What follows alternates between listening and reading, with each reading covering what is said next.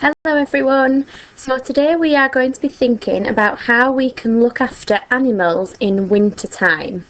We know that winter is very wet and very cold, and we're very lucky that we have got our lovely warm houses and ways to keep us warm and safe in winter.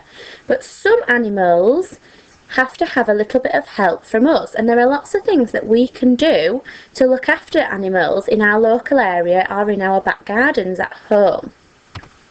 So the first thing I want you to think about is, what could we do to look after birds? So pause this video now and have a little talk with your grown-up about what sort of things we could do to look after the birds that we might see in our gardens.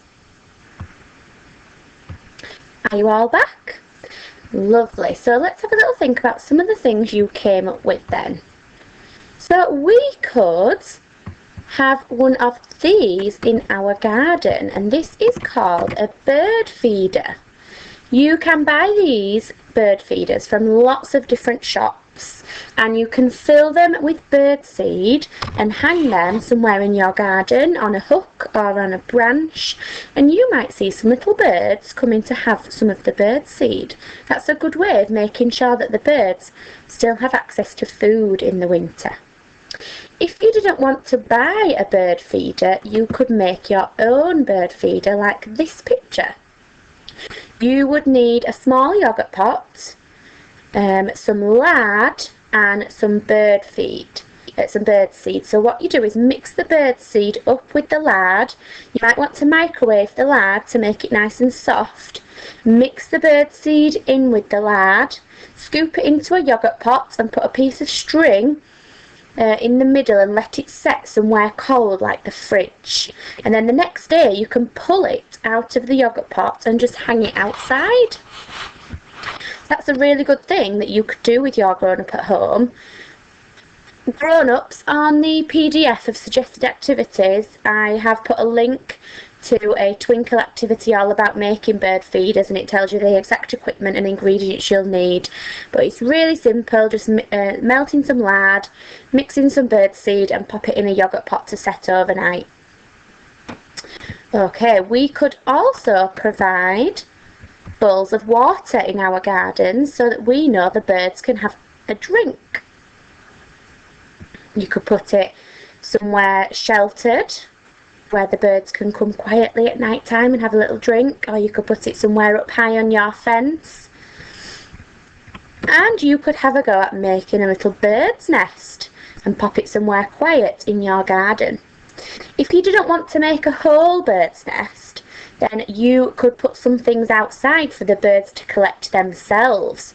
So I've got a tumble dryer, and my tumble dryer collects fluff from all my clothes. So every couple of weeks I take all the fluff out and put the fluff on the grass, and the birds come and pick it up and take it to their nests.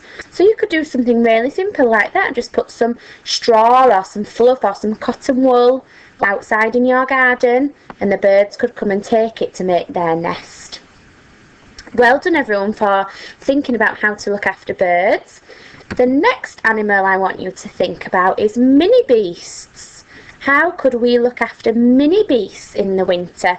And mini beasts are all sorts of things like bees and wasps and ladybirds and bugs and spiders.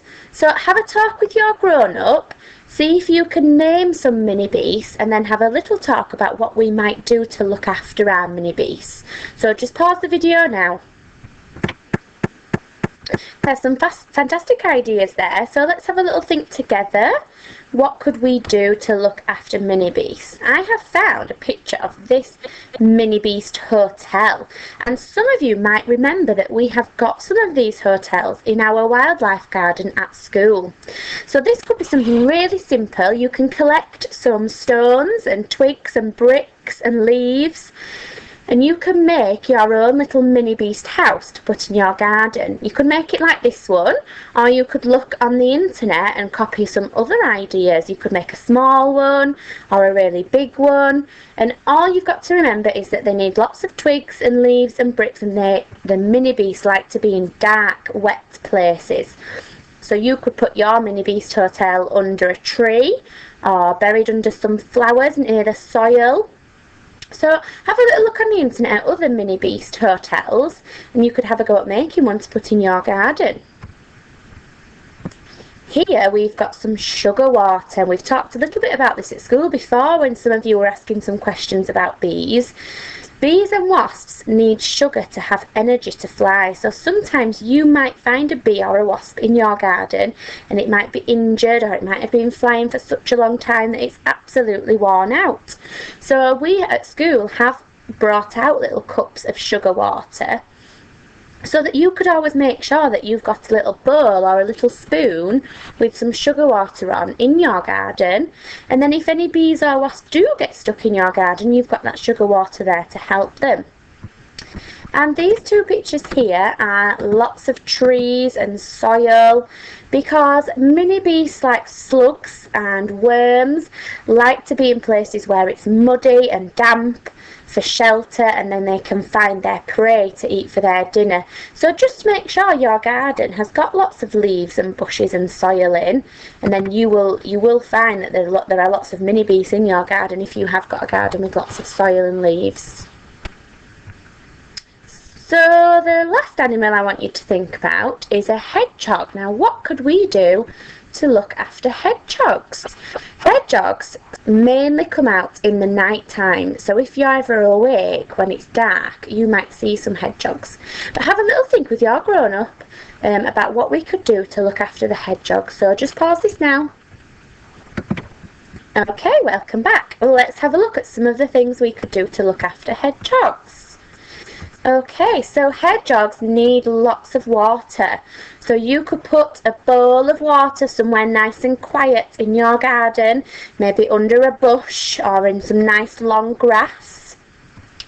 Hedgehogs love meaty food like cat food or dog food, or chunks of chicken and ham. So if you've got a cat or a dog, or you've got any meaty foods in your house, you could put a tiny bit out in a bowl at night time, and in the morning you might find that it's gone, and maybe a hedgehog has come to eat it during the night. You could have a hedgehog house in your garden. Now this is quite a complicated one, but you could make a really simple hedgehog house out of an old shoebox. You would just need to get your shoebox and fill it with lots of damp leaves and put it in a dark place in your garden, and you might find that you might have a little visitor coming to stay. And the last thing to help hedgehogs is to just have lots of flowers and plants and leaves in your garden, because this helps the hedgehog with shelter and with food. So well done everybody for fantastic ideas for looking after animals. Now there might be some different animals that you were thinking about and talking about with your grown-up. So if you do think of any other animals and ways to look after them, ask your grown-up to do a video of you telling me about them so I can have a listen.